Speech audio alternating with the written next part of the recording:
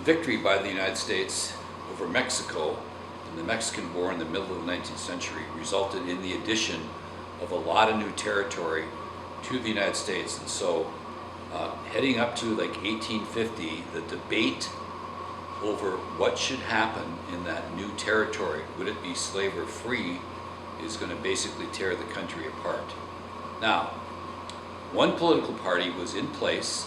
They'd been around since the days of Andrew Jackson, and they were the Democrats. And it's the same Democratic Party that we have today. And they looked at the issue, and a senator from Illinois, Stephen Douglas, provided leadership.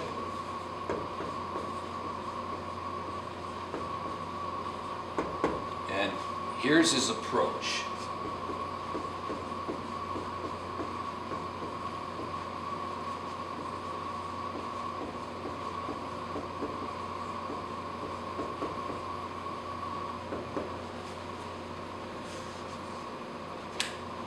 What should happen is when new states are added to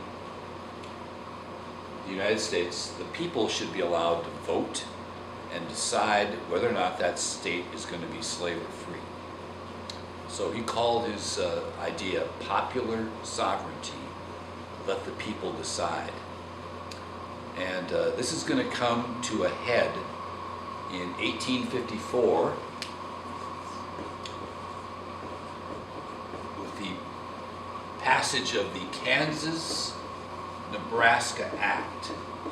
So the railroads want to build out to California and connect the United States with a continental railroad, and they want to know exactly, how they should plot their route. And they put pressure on politicians like Douglas, and he comes up with this idea that popular sovereignty should decide if slavery will exist in new states that come out of the Kansas-Nebraska territory, and this is called the Kansas-Nebraska Act, which applies popular sovereignty.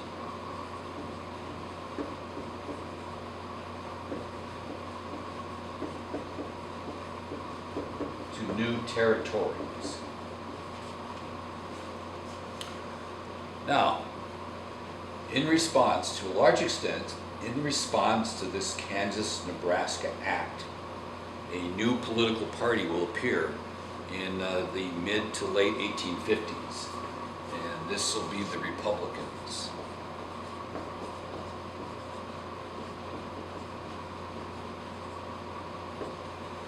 And here's their position.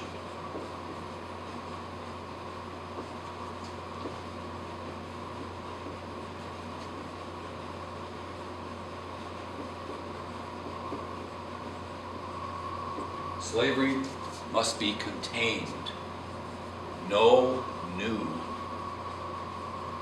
slave territory.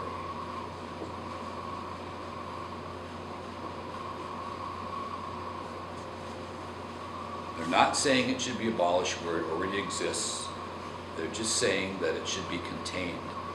Now, this should remind you of the 1787 Northwest Ordinance, which made the same argument and implemented this policy in regards to the territories known as the Northwest Territories that became the states like Wisconsin, as we said earlier. So that's the Republicans. You should contain slavery, don't let it spread, no new slave territory, and we should be getting back to the ideas of the founders and the precedent that the federal government has the power to contain slavery.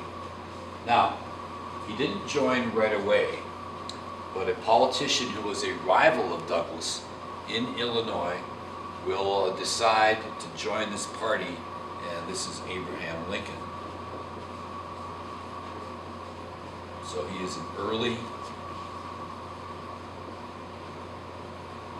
Republican. And in 1854, in response to this act, Lincoln's going to give a speech in Peoria, Illinois, that basically outlines his views of slavery. He's always been against it. We must contain the spread. You can't stop it where it is, but we should be placing it on the path of ultimate extinction. Now, another major event of the 1850s related to this debate appears in 1857.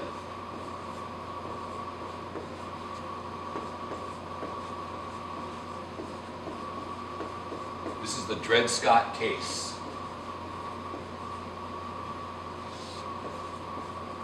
Scott sued for his freedom.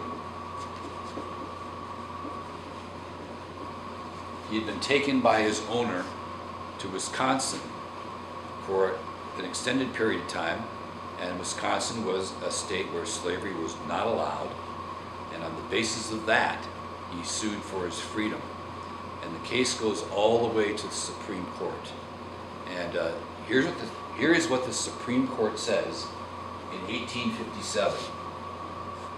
Scott remains a slave. Slaves have no rights.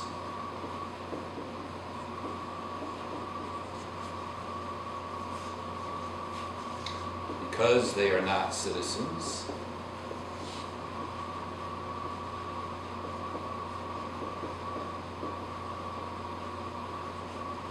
Therefore, the case should not even have been brought into the courts, the Supreme Court argued, because slaves have no rights, they are not citizens, and this decision came down very heavy along these lines. Slaves are property.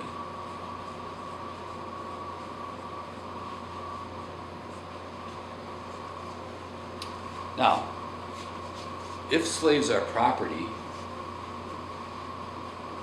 their owners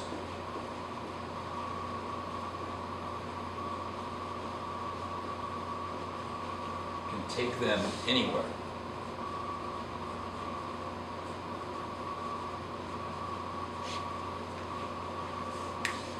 Now, you can see what this does to popular sovereignty. So even if, let's say, a state like Kansas voted to be a free state, no slavery, what the Dred Scott decision says is if a slave owner wants to move to Kansas, he can bring his slaves along with him.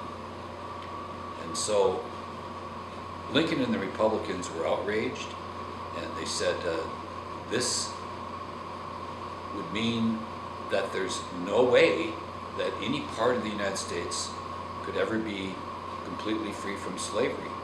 It could allow a slave empire to just continue to build. And so the Dred Scott decision